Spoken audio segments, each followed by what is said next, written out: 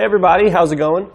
Today we're going to be going over and showing you how to install the Curt Class 3 trailer hitch here on our 2019 Ford Edge. So this is what our trailer hitch is going to look like installed. As you can see here, it has a hidden design. Now what this means is we are going to be able to see the receiver tube hanging below the bumper, but the majority of the hitch, the cross tube that is actually going to be tucked up behind the bumper here. So it's going to make for the best overall appearance, and it's going to give us the best ground clearance because the receiver tube is going to be tucked up right under the bumper.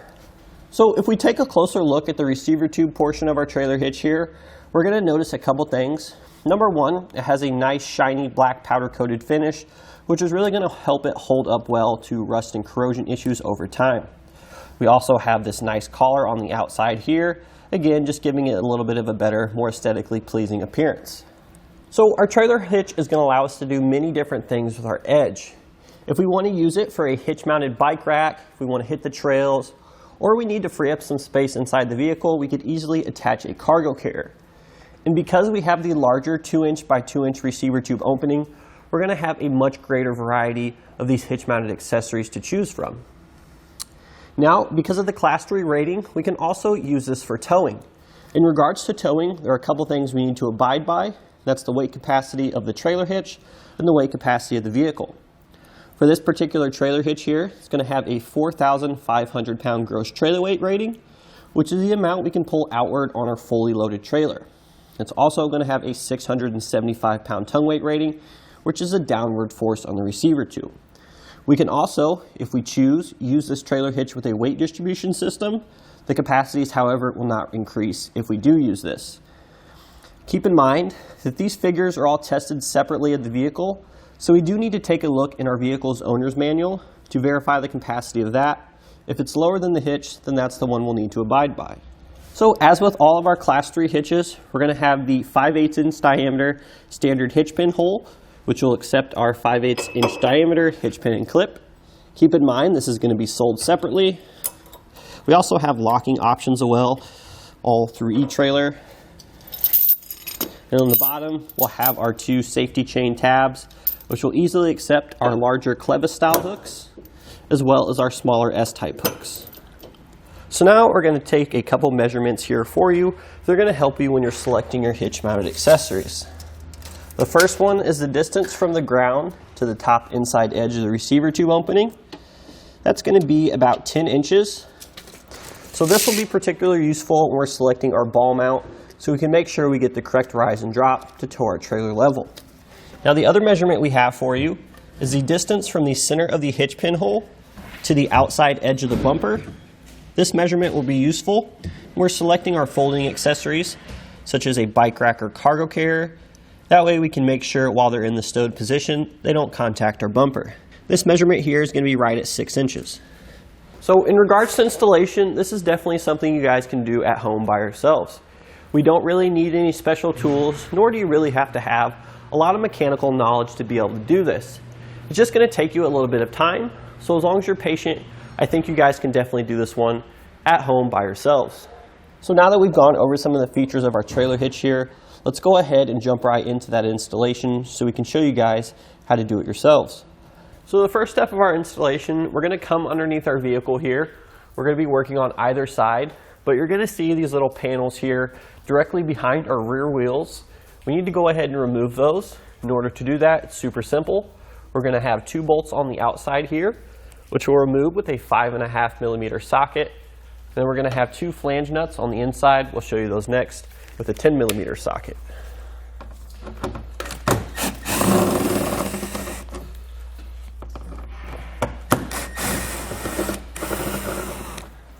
Now we'll come inside here, and if we look directly up, we'll see these 2 nuts here.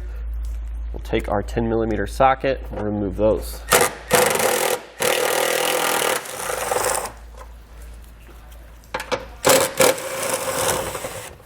Once we get both of those out, we should be able to maneuver the panel down.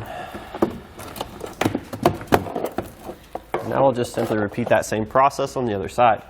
Now we're going to come to the center of our bumper here, directly in front of our muffler. We have this center piece here with the heat shield attached to it. We need to go ahead and remove this entire center piece. In order to do so, we're going to have 6 bolts here on the outside, which will take that same 5.5mm socket. And then we're going to have 1 flange nut on the inside, which we'll remove with a 10mm socket.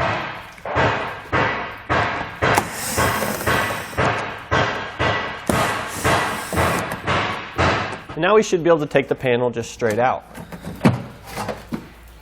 We'll go ahead and set this aside. So the next thing we need to do is we need to go ahead and lower our muffler here. In order to do that, we're first going to support it with a support strap.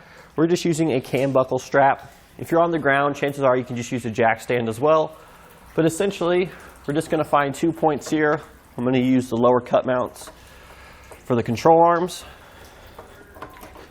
And then I'm going to pull this tight here. That way, we break our muffler free, our exhaust hangs down. It doesn't drop too far and cause any damage. So now we're ready to actually lower the muffler. We're going to have an isolator on either side. Here's what it looks like. What we're going to be doing is we're essentially going to be prying this metal rod from the rubber isolator. Now, in order to assist with that, I'm going to take some spray lubricant. I'm going to go ahead and spray down both sides now, just to make it a little bit easier to remove. Now, in order to get the metal hanger out from the isolator, you have a couple different tools you can use. Chances are you're not going to have an exhaust hanger removal tool, which we have here. It's designed for this exact purpose. But chances are you will have a pry bar or a crowbar, really anything you have that you can wedge up there. That should work pretty good to get these out as well. Just whatever tool you have available.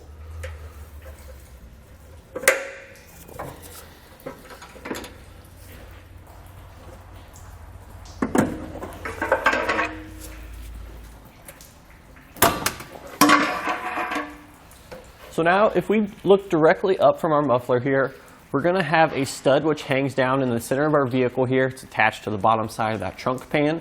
We need to go ahead and remove this. If you have a hacksaw, that could probably get it off. Or if you have a Dremel tool, that'll work best. We're just going to try to cut that as short as we can.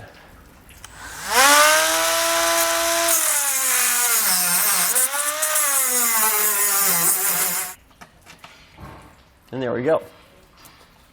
So the next thing we're going to do is we're going to get all of our hardware inside our frame here. Now, just to let you know, the 4 attachment holes we're going to be using, there's going to be 2 on the side, there's going to be 2 on the bottom. And the other hole we need to pay attention to is going to be this access hole which we see here.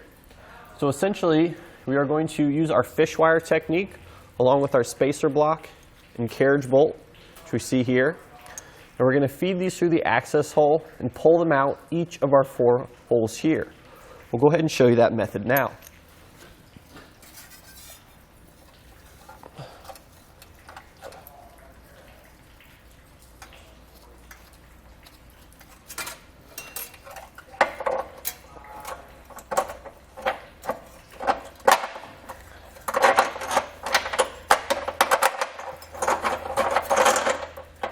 And now we'll just repeat that same process for our other 3 holes on this side, and then again on the other side as well. So now with an extra set of hands, we can go ahead and lift our trailer hitch up into position.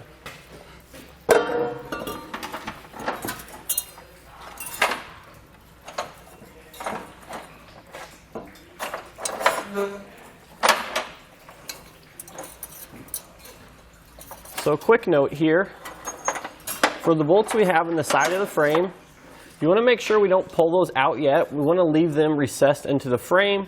That way, when we lift our hitch up into position, we're able to pull them through.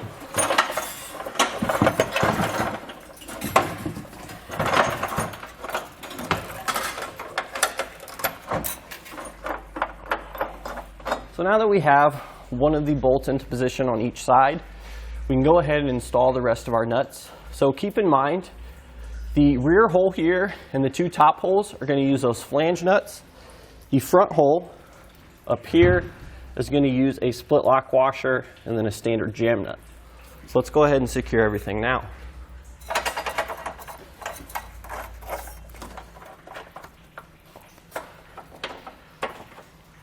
So with all of our hardware in place, we're going to snug everything up and then we can torque it to spec.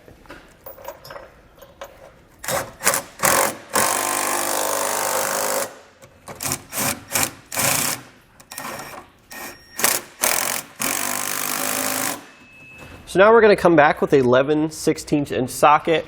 We're going to torque down all of our fasteners to the amount specified in our instructions.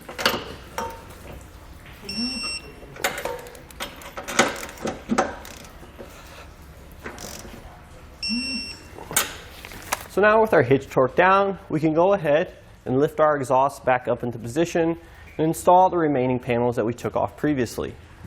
And that'll do it today for our look and installation of the Curt Class 3 trailer hitch here on our 2019 Ford Edge.